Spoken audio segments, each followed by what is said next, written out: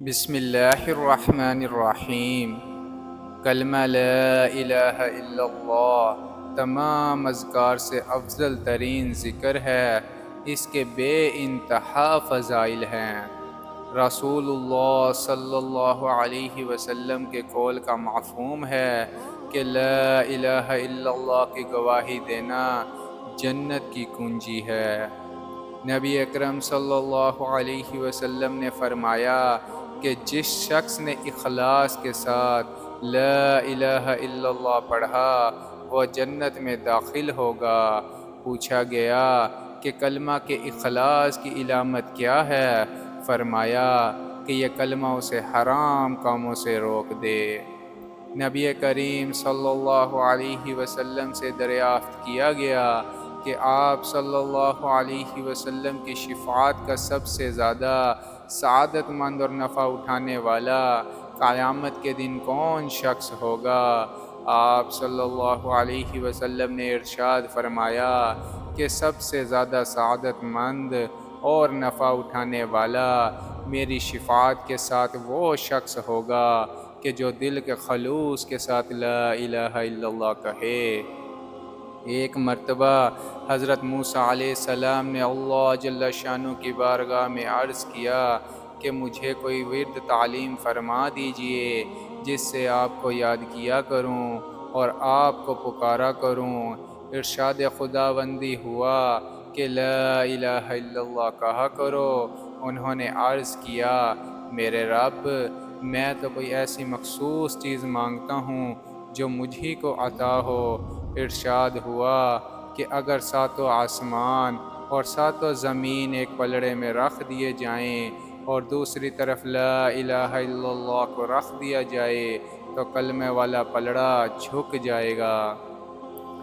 رسول اللہ صلی اللہ علیہ وسلم نے ارشاد فرمایا کہ کوئی بندہ ایسا نہیں کہ لا الہ الا اللہ کہے اور اس کے لیے آسمانوں کے دروازے نہ کھل جائیں یہاں تک کہ یہ کلمہ سیدھا عرش تک پہنچتا ہے، بشرطیہ کہ کبیرہ گناہوں سے بچتا رہے۔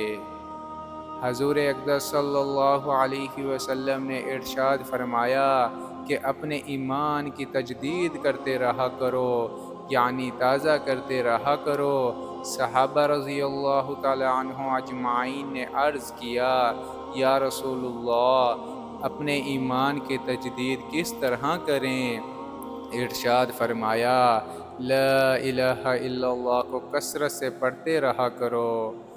حضور اقدس صلی اللہ علیہ وسلم کا ارشاد ہے کہ لا الہ الا اللہ کا اقرار کثرت سے کرتے رہا کرو قبل اس کے کہ ایسا وقت آئے تم اس کلمہ کو نہ کہہ سکو۔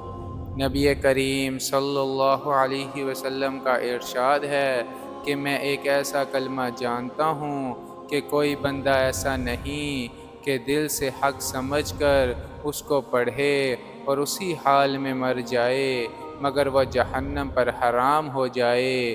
وہ کلمہ لا الہ الا اللہ ہے۔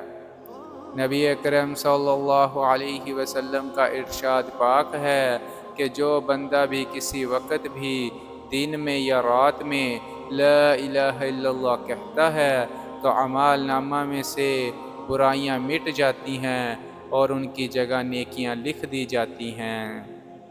جناب رسول صلی اللہ علیہ وسلم کا ارشاد پاک ہے کہ لا الہ الا اللہ پڑھنے والوں پر نہ قبروں میں وحشت ہے نہ میدان حشر میں۔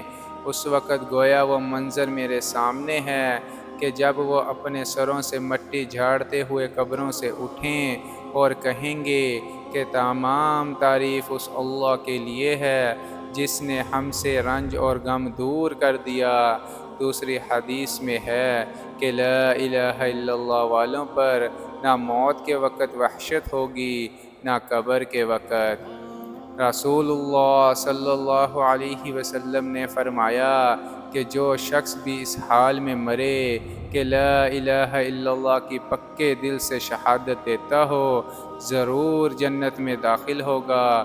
دوسری حدیث میں ہے کہ ضرور اللہ تعالیٰ اس کی مغفرت فرما دیں گے۔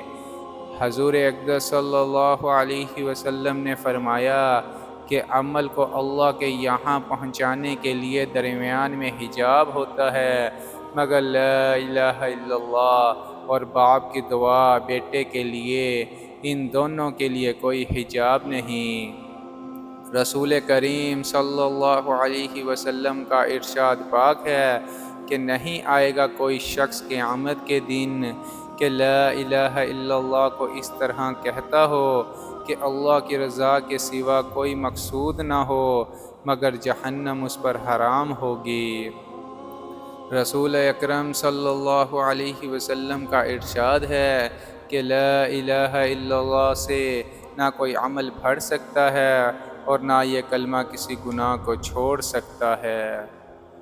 رسول اللہ صلی اللہ علیہ وسلم کا پاک ارشاد ہے کہ جو شخص 100 مرتبہ لا الہ الا اللہ پڑھے گا، حق تعالی شانہ قیامت کے دن اس کو ایسا روشن چہرے والا اٹھائیں گے جیسے 14ویں رات کا چاند ہوتا ہے، اور جس دن یہ تسبیح پڑھے اس دن اس سے افضل عمل والا وہی شخص ہو سکتا ہے جو اس سے زیادہ پڑھے۔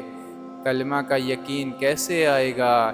اس کلمہ کے یقین کو حاصل کرنے کے لیے بار بار اس کلمہ کے یقین کو بولنا، بار بار اس کو سننا، اسی کو سوچنا، اسی نگاہ سے دیکھنا اور اللہ ہی سے مانگنا، اپنی دعا کی قوت کو بڑھانا، اپنی ذات سے ان کو کرنا، دوسروں کو کلمہ کے یقین کے فضائل سنا سنا کر اس کی محنت کے لیے تیاری کرنا، یعنی ایک طرف تو اللہ کی بڑائی اور قدرت بیان کرنا، دوسرا جس چیز کی مجمع میں یا انفرادی دعوت دی ہے رو رو کر اللہ سے دعا بھی مانگنا۔